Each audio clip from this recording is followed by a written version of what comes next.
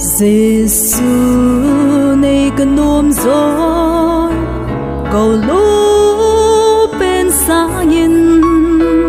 ama ai cần ôm rồi hậu sát na sang Giêsu này cần ôm gió gầm lẽ in xa nhìn a khu thinh kil maha chu ka leng nom rồi gầm lên ta lên ta tô va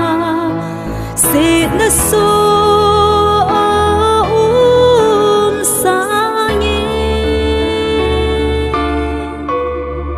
Giêsu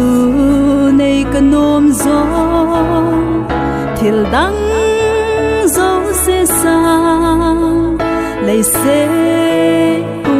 biết sang